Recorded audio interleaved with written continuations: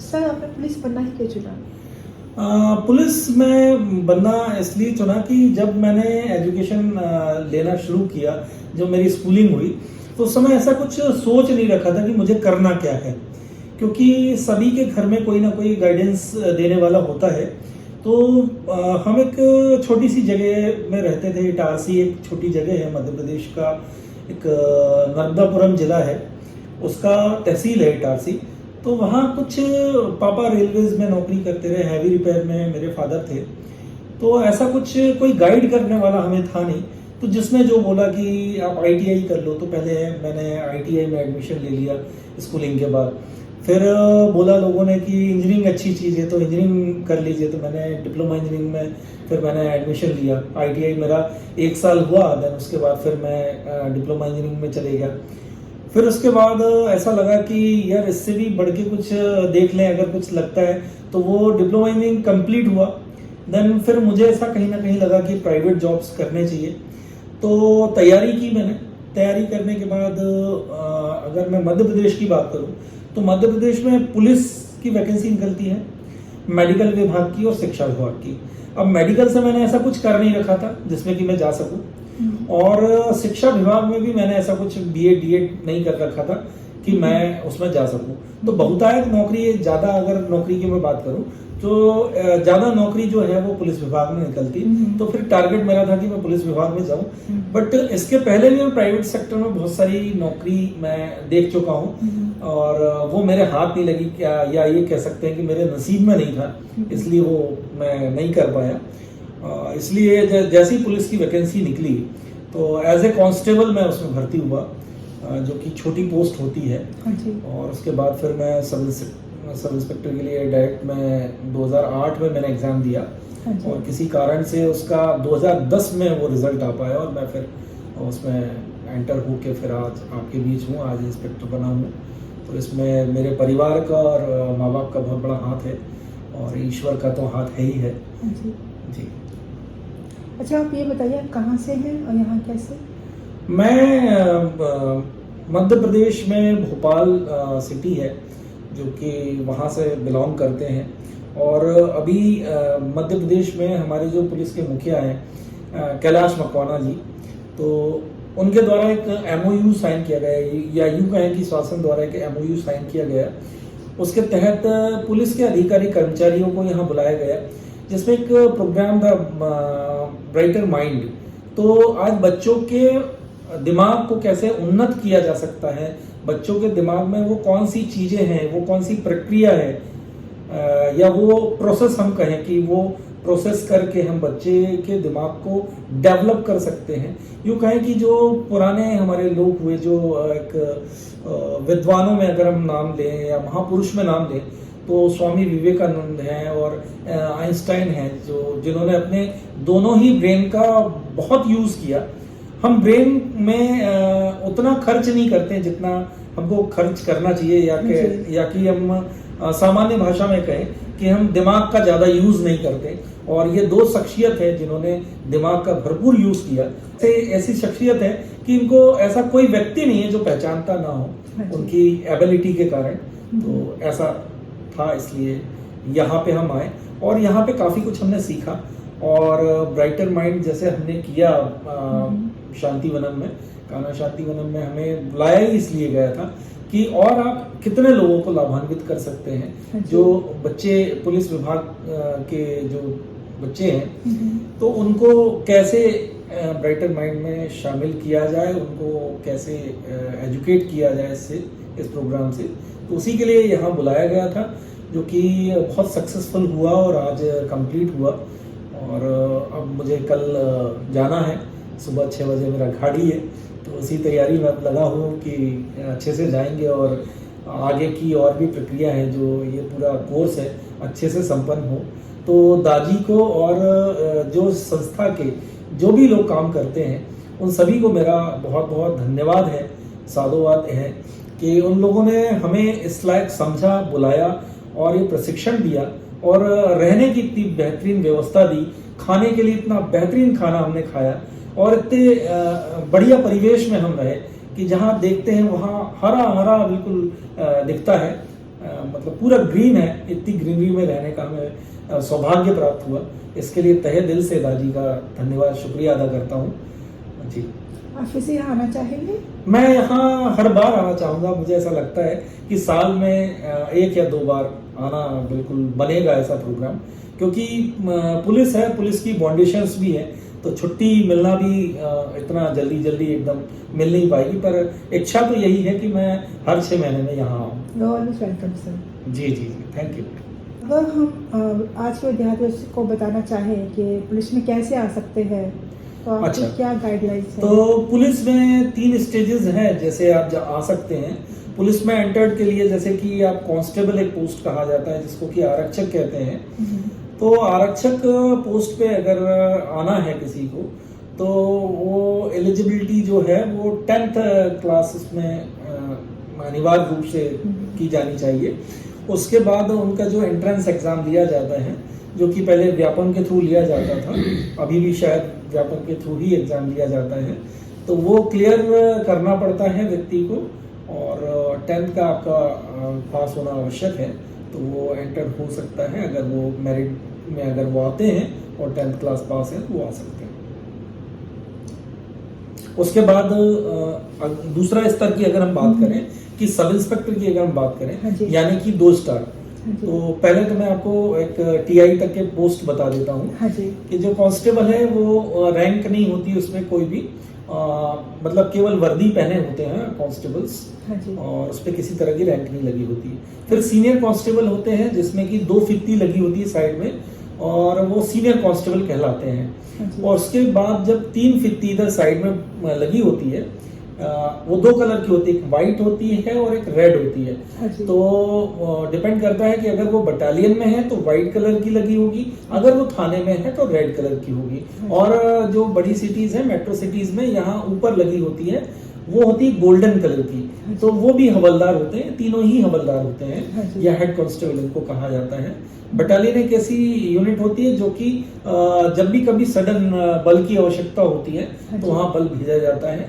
और जो थाने में हवलदार होते हैं, थाने के हवलदार को हर, जैसे कि कोई भी आयोजन है या फिर कोई नेता मंत्री कोई आ रहा है, उसकी व्यवस्था के लिए उनको लगाया जाता है।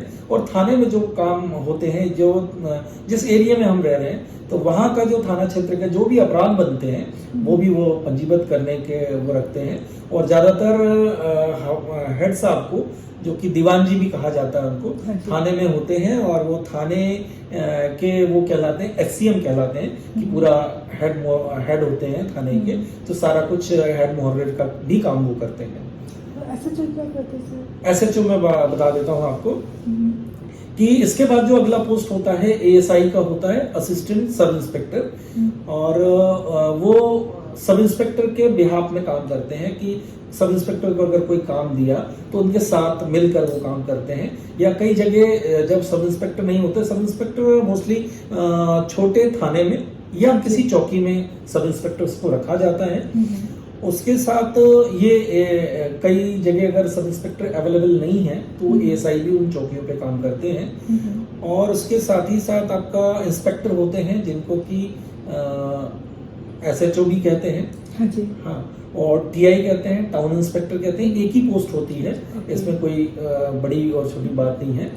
और हम सब इंस्पेक्टर और टीआई की बात करें तो छोटे थानों में सब इंस्पेक्टर को भी थाना इंचार्ज बनाया जाता है, जबकि बड़े थानों में हमेशा टीआई ही सीनियर होता है और टीआई की पोस्ट होती है, यानी कि 3 स्टार वालों की। तो ये तो रही आपकी थाने तक की, मतलब थाने में आपके इंस्पेक्टर तक होते हैं, जहाँ की कांस्टेबल से लेके इंस्पेक्टर तक की सारी जानकारी मैंने अभी आपको दी। इसके बाद अगला। Thank you sir for the valuable information. Thank you. तो आप ये बताइए, अब अभी जैसे क्या है कि ज़्यादा बढ़ते जा रहे हैं जी, तो बढ़ते अपराध को हम कैसे कम कर सकते हैं? बढ़ते अपराध को कम करने का क्वेश्चन आपने किया है। तो बढ़ते अपराध को हम ऐसे कम कर सकते हैं, कई बार आपने देखा होगा बच्चों में कई बार माँ बाप ही इसका कारण बनते हैं। तो घर में जैसे मैं प्रॉपर्टी डिस्प्यूट की बात देखूं तो घर में जो बच्चे होते हैं, कई 2 बच्चे या 3 बच्चे हैं घर में, तो एक बच्चा पढ़ने में एवरेज है और एक बच्चा पढ़ने में बहुत अच्छा पढ़ रहा है और एक तो बिल्कुल ही गधा है, कुछ नहीं कर रहा है। तो ऐसे 3 औलाद हैं, तो तीनों बच्चे तो हैं आपके, हाँ जी। तीनों आपके हैं।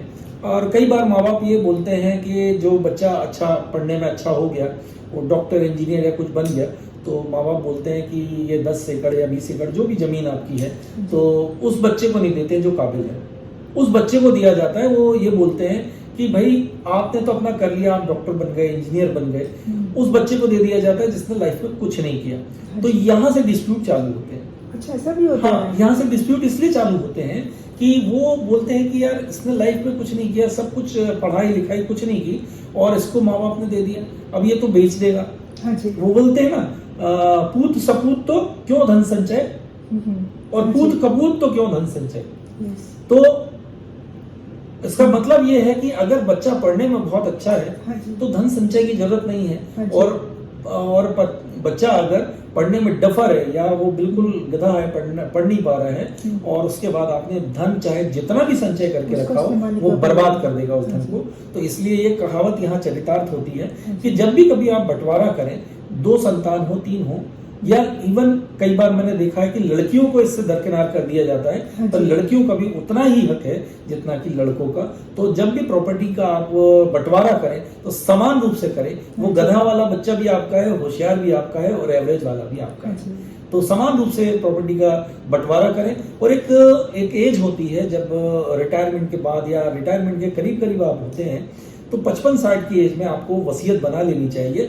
तो ये डिस्प्यूट आपके रोके जा सकते हैं। ये इस तरह के जो फैमिली डिस्प्यूट होते हैं, ये बहुत बेकार होते हैं। जब माँ बाप नहीं रहते हैं तो आपस में बच्चे बातचीत तक नहीं करते, एक हाँ दूसरे के दुश्मन बन जाते हैं। कई बार तो ऐसा होता है कि बच्चे एक दूसरे को मार डालते हैं, खत्म कर देते हैं बच्चे, इतना डिस्प्यूट बढ़ जाता है। और कई बार तो ठीक है, एक छत के नीचे बच्चे पले हैं, भाई बहन हैं, तो वो मान भी जाते हैं। बट कई बार जो बाहर से आई हुई लड़की, मतलब हाँ जी।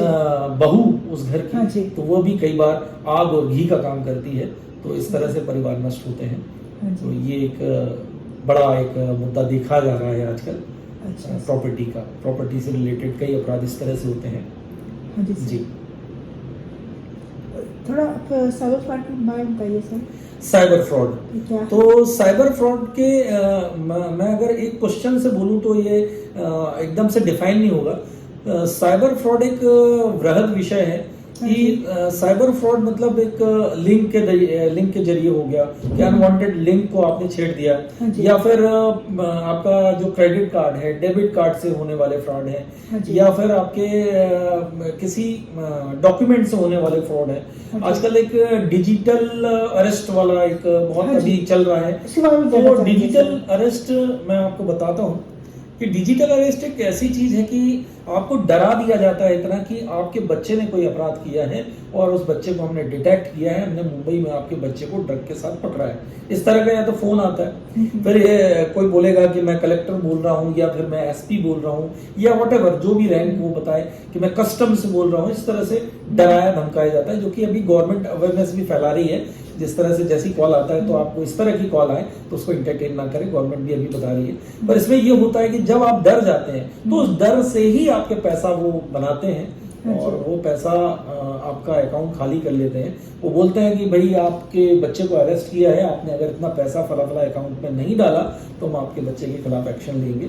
कई बार कई चीज़ों में इन्वॉल्वमेंट बताए जाते हैं। कई बार पार्सल के इन्वॉल्वमेंट बताए जाते हैं कि आपके यहाँ कोई पार्सल पकड़ा गया है एयरपोर्ट पे जिसमें कि आपकी इन्वॉल्वमेंट है, आपके डॉक्यूमेंट्स लगे हुए हैं, और अब आप पे पुलिस कार्रवाई करने जा रही है, सीबीआई कार्रवाई करेगी, कस्टम कार्रवाई करेगी, या व्हाटएवर एनआईए या जिस तरह की और भी जांच एजेंसी है वो कार्रवाई करने जा रही है। तो इस तरह के डर बता के भी अकाउंट को लूटा जा रहा है, जो आम जनता को लूटा जा रहा है। तो इसमें गवर्नमेंट अवेयरनेस फैला रही है जिस पे ध्यान देने की बहुत आवश्यक है। और आजकल हम मैसेज पे ध्यान नहीं देते हैं। कई बार कोई मैसेज हमें कर देता है और हमें एकदम से पैसा दिखता है कि आपके अकाउंट में पैसा आ गया, बट वो पैसा आपको दिखाने के लिए होता है, केवल वो पैसा एक्चुअल आपके अकाउंट में आता नहीं है, वो केवल मैसेज के थ्रू आपको दिखता है। और फिर उसके बाद तुरंत बाद फोन आता है कि सर गलती से आपके पास मेरा पैसा चले गया, आप मेरे अकाउंट में वापस डाल दीजिए, मैं नंबर भेज रहा हूँ। तो कई बार हम ये जहमत भी नहीं उठाते कि हम अपने अकाउंट को चेक कर लें कि हमारे अकाउंट में वाकई में पैसा आया या नहीं आया है। तो केवल हमारे दिमाग का, हमारे आंखों का भ्रम होता है कि हमारे अकाउंट में पैसा आ गया है, बट वो हमारे अकाउंट में पैसा आता नहीं है और हमारे अकाउंट से उतना पैसा चले जाता है। जब आप दोबारा जब अपने अकाउंट को चेक करते हैं, आप उनसे बोलते हैं कि भाई ये तो हमारे साथ गलत कर दिया आपने, हमारा पैसा वापस करो, तो उसके बाद वो फ़ोन उठता ही नहीं है वहाँ से। तो ये एक कारण है साइबर फ्रॉड का, एक सिमिलर चीज़ें जो होती है आजकल। और एक मैं आपको बताऊं कि आजकल सिंपैथी का बहुत गलत फायदा उठा रहे हैं लोग। जैसे हॉस्पिटल है, रेलवे स्टेशन है, बस स्टैंड है, तो यहाँ पे कुछ ऐसे लोग आपको मिल जाते हैं कि आपको ऐसा लगता है कि जरूरतमंद लोग हैं, तो वो आपसे कुछ नहीं मांगते, वो आपसे केवल आपका फोन मांगते हैं। और आपको ऐसा लगता है कि ये कष्ट में है, ये परेशानी में है, इनको फोन दे देते हैं आप। तो आपको अगर मदद करना ही है ऐसे लोगों की, आपसे ये बोलेंगे, हस्बैंड, वाइफ, बच्चा या परिवार के और सदस्य भी हो सकते हैं, वो आकर ये बोलते हैं कि हमारा कोई परिवार का व्यक्ति हॉस्पिटल में एडमिट है, आप थोड़ा सा बात करा दीजिए, हमारी बैटरी मोबाइल की जो है वो डिस हो गई है। तो आपके मन में सवाल आता है कि भाई दे देना चाहिए, कोई दिक्कत क्या है इसमें, बात कर लेगा और क्या करेगा। तो आपको अगर बात कराना है तो आप मोबाइल उनके हाथ में ना दें, आप मोबाइल को किसी समतल प्लेस पे रख सकते हैं, अपने हाथ पे रख सकते हैं, नंबर लगाइए, स्पीकर पे आप डालिए और बात कराइए। आपके साथ ये फ्रॉड नहीं हो सकता, ये मैं गारंटी से बोलता हूँ। पर अगर आपने मोबाइल अपना उनके हाथ में दे दिया तो हो सकता है कोई कोड उसमें डाल दें और आपका जो मोबाइल है वो फॉरवर्डिंग पे चले जाए और आपका पूरा अकाउंट खाली हो सकता है, आपके जो डेटा उसमें पड़ा हुआ है वो कॉम्प्रोमाइज हो सकता है। तो ये चीज़ थी आपकी साइबर फ्रॉड से जुड़ी हुई और बहुत वृहद विषय है। कभी और आपसे मुखातिब होंगे तो बिल्कुल मैं इसके बारे में जानकारी और भी दूंगा। Thank you, sir. Thank you so much for the information. Thank you. It will really help all of us. Thank you. Thank you, sir.